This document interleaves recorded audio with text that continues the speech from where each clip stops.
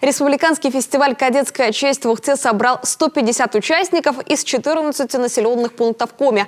Прошел он в 4-й раз и вновь стал первым в цикле патриотических мероприятий, посвященных грядущему Дню Победы. А еще стал уникальной возможностью для обмена опытом представителей кадетского движения республики. Подробности у Виктории Науменко.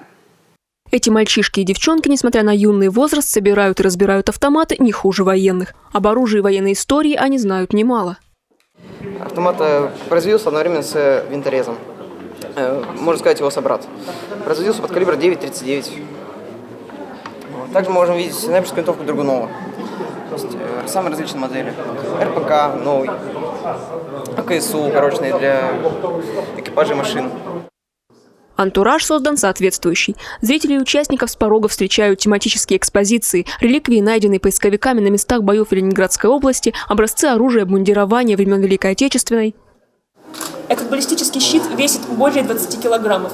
Боец спецназа должен поднимать его одной рукой. У меня не выходит даже двумя. Место действия – вновь Ухтинская школа номер 18. Именно с нее началось кадетское движение в республике Коми. 23 года назад здесь появился первый кадетский класс. И вот уже 4-й год подряд учебное заведение принимает кадетов со всей республики. А их в регионе уже 800. Это 122 класса в 18 муниципалитетах, 2 кадетские школы. Одна из них в соседнем Сосногорске. Ее представители неизменно в числе участников фестиваля. Самое главное здесь, наверное, какой-то взаимоотношения, какие-то общения между ребятами. Они тоже что-то видят, так как глоток свежего воздуха. Они не сами в себе варятся, а видят других, какой-то результат получается. В этом году фестиваль проводится в 2 этапа. Первый заочный прошел с 25 февраля по 2 апреля. Кадеты готовили визитки команд и видеопрезентации, посвященные столетию Республики Коми, а еще доклады на 4-й республиканской детско-юношеской образовательной конференции «Наследники Победы». Второй этап очный растянулся в Ухте на 2 дня. Тренинги, интеллектуальные игры, соревнования по стрельбе и лазертагу. Но соревновательная составляющая – формальность. Сюда едут по большей части за обменом опытом. Кадеты, допустим, из Воркуты приезжают и рассказывают, как у них происходит это все, чему их учат, мы рассказываем, чему нас. Потом мы перенимаем этот опыт.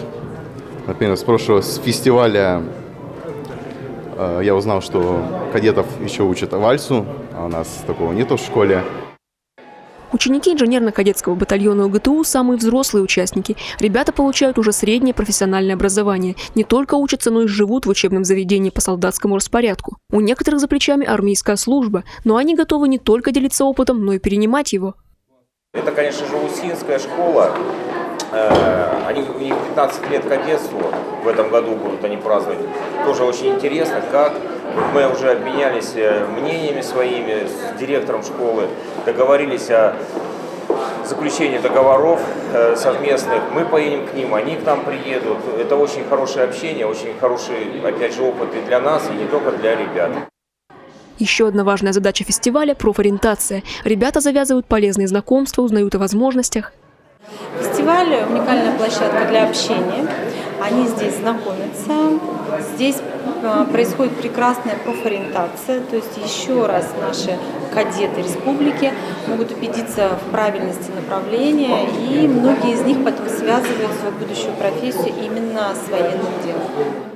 Начавшись с городского мероприятия, фестиваль «Кадетская честь» за 4 года стал настоящим праздником для кадетов всей республики, а для многих ребят решающим моментом определения жизненного пути. Виктория Науменко, Павел Лагутин, телеканал Юрган, Ухта.